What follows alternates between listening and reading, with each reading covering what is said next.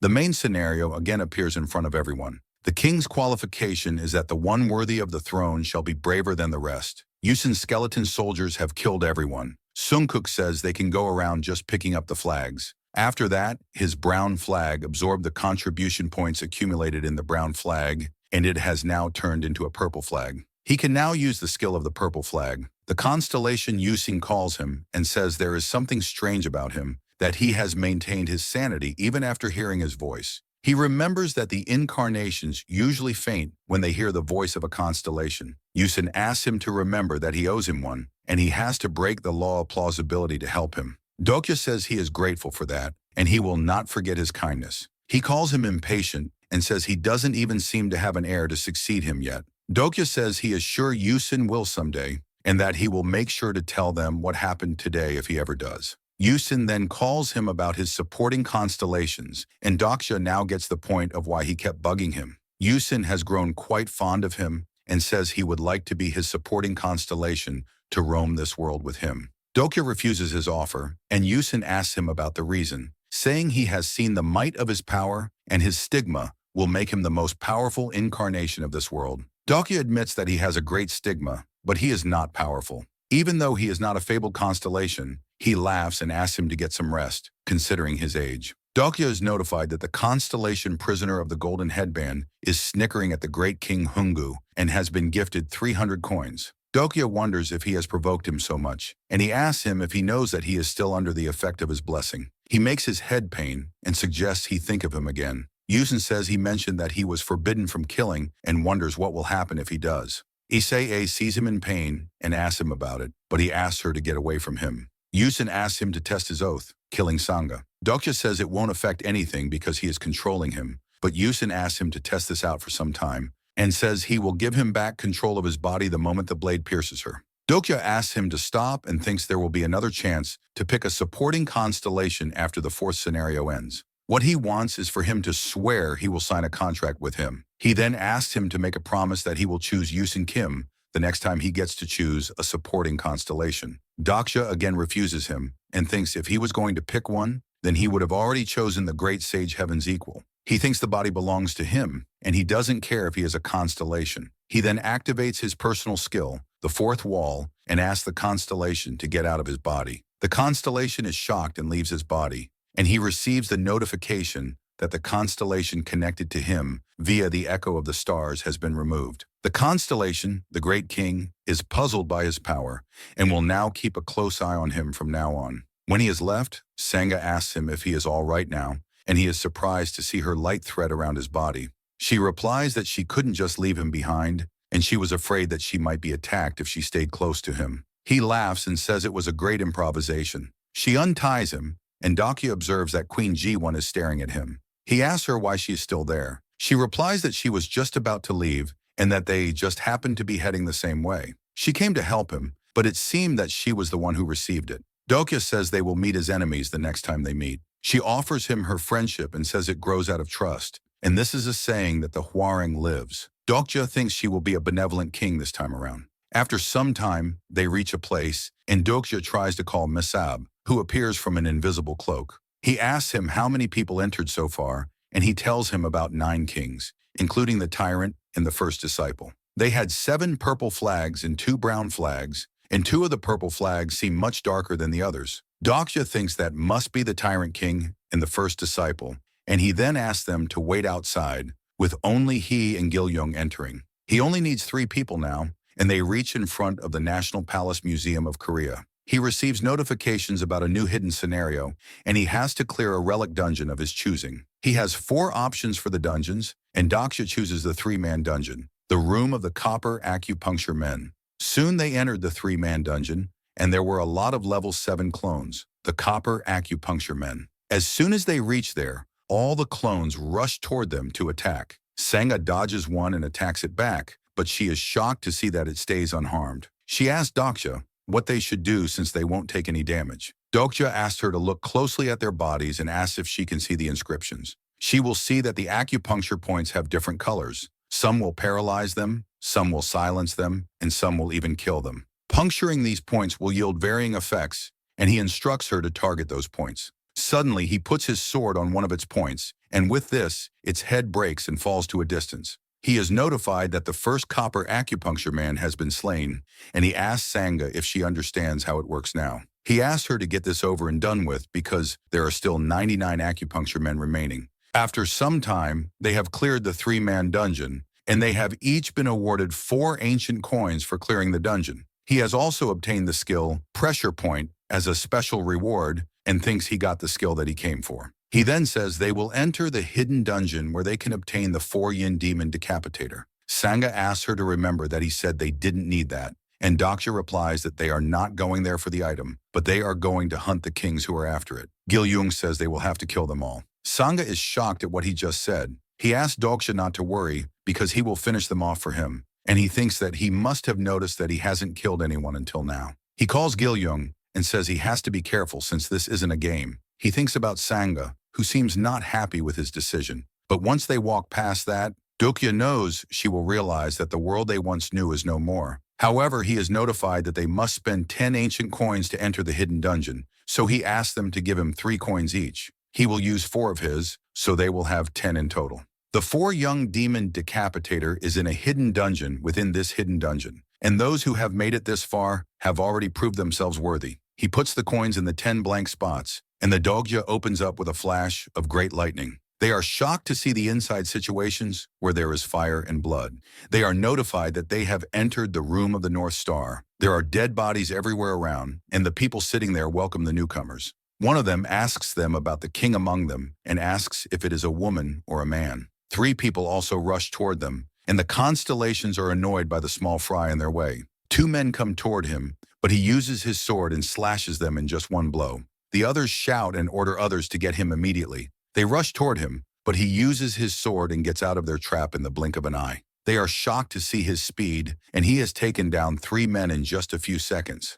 Gil-yung moves behind and smashes the heads of the injured person for him. Sanga asks him to stop and says she will do it. He says he doesn't mind Dokja doing it himself. However, she insists on killing the others and says to Dokja that she will do Gil-yung's job from now on. She smiles and says she can do it better. Dokja thinks something like this will keep happening. Suddenly, a man appears from behind and asks him to calm down, saying he is not there to fight them. He appreciates Dokja's skills and says he has wiped out the entire Chungo group without any passive skills. Dokja thinks they were a pretty competent bunch for someone who has lost their king.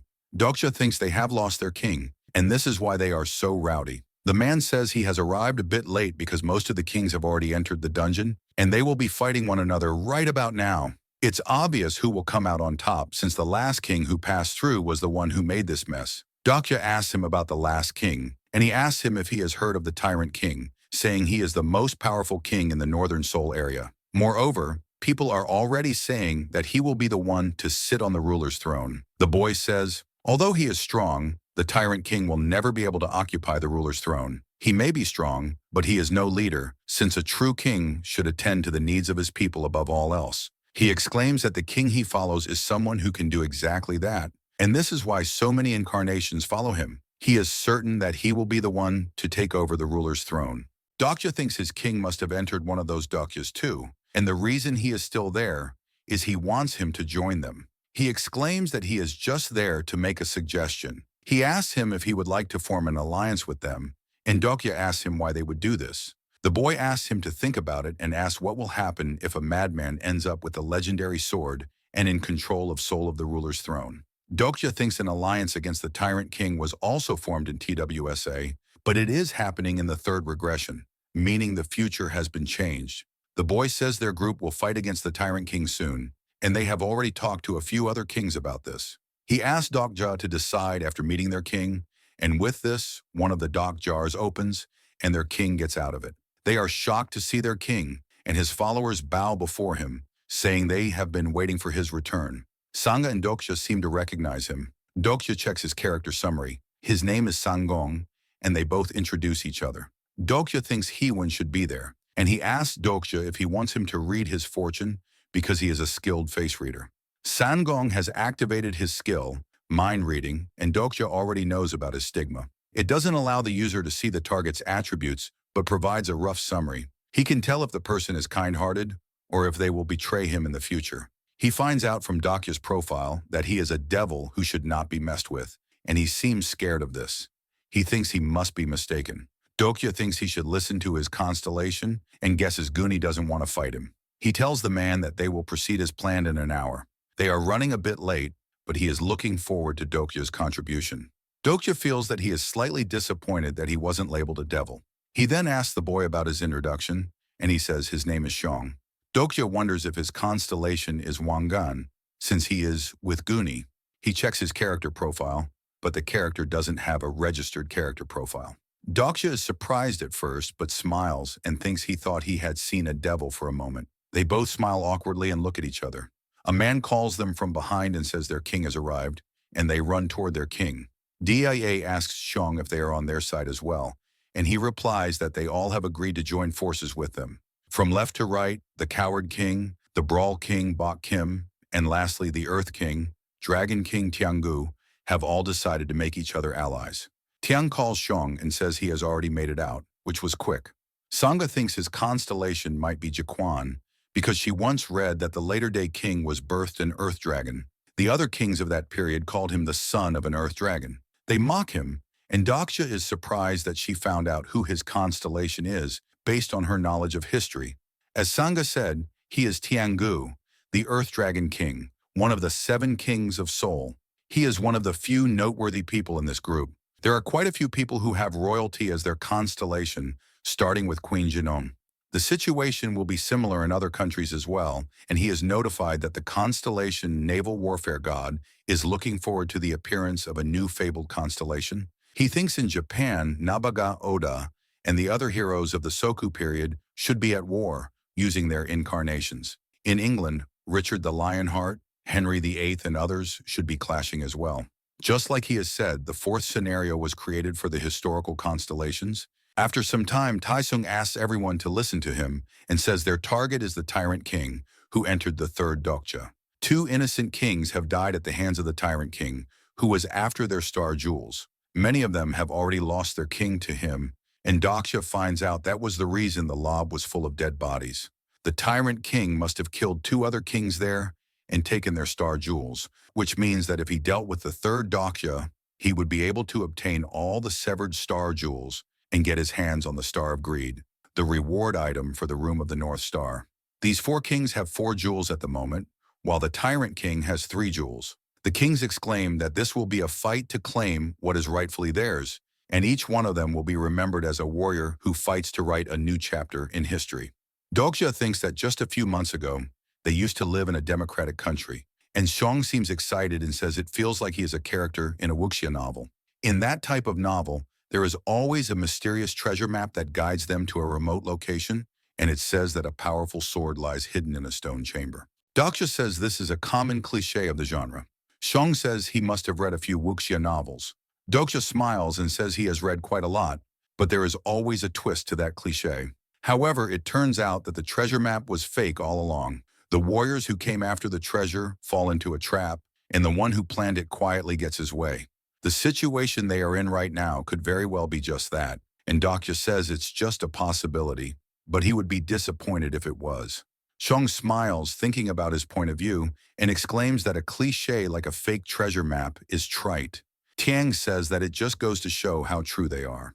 Dokja thinks he is making a lame excuse. He exclaims that if an author uses such clichés just because they are trite, they should be ashamed to call themselves an author. However, this isn't a novel they are talking about, and he knows they are not characters in a novel, but what if he told him there really was an author who wrote everything that is happening right now?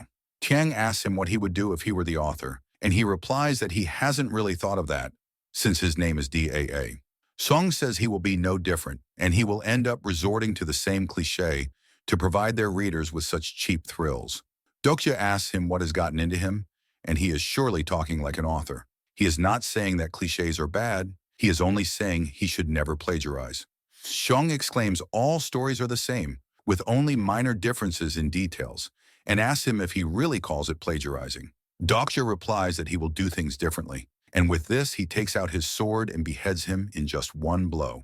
He says there is no point in hiding anymore, and Xiong smiles as he is beheaded and says things are getting interesting. Everyone has surrounded them and says he has murdered a man. Doksha grabs Xiong's head. Doksha asks him if his real name is Xiong Han and finds out that he is an avatar too, and as he expected, he is the first disciple.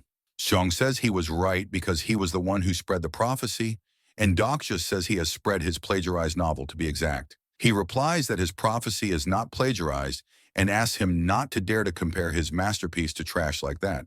Doksha asks him to admit that he has read the original novel, but he asks his men to attack and kill Doksha. They are still shocked to see a talking head. Doksha smiles and says the cliché he spoke of will begin soon. Suddenly, a red aura appears speedily from nowhere and surrounds everyone. It belongs to the tyrant king, who orders his men to raise the palanquin, and they appear from the side. Doksha asks Sangha and Gilyung to get back immediately. He orders his men to charge, and they start attacking everyone there. The situation seems so panicked, and the other kings also seem scared and try to hide themselves. The tyrant king gets out of his chair, and Doksha tries to check his character profile. Doksha observes his power and thinks no wonder he is so strong and is using so many packages. Unlike the original novel, he even has the hidden item, the three-wheeled ring. It must be true that he has the prophets working for him. He is way too in tune with his constellation, and the Dokebi will question his plausibility the moment he steps out of line. He exclaims that he was a tyrant, but that side of him is no more. He shouts and says he will write a new chapter in this land's history starting today, and he is not afraid of the past. He is the Yonin Yi. He attacks the people with his aura and kills many of them in just one blow. The other kings ask their men not to run away. Everyone is trying to do their best, and Doksha asks Xiong if he is not going to fight. His smile tells him he must have something under his sleeves, and he asks him if he really thinks that things are going as they have planned. He challenges him, saying he will not be able to have the four-yin demon decapitator to himself since all the kings have started fighting. He tells Doksha that he won't have his way, and kudos to him for having spread the prophecy, but he has been preparing for this day for much longer than he has. Thanks for watching. Everyone, I hope you enjoyed it, and if you did, don't forget to like and subscribe to stay updated. And hey, drop a comment if you have thoughts or new ideas or just want to say hi. I'd love to hear from you. Until next time, take care and stay awesome.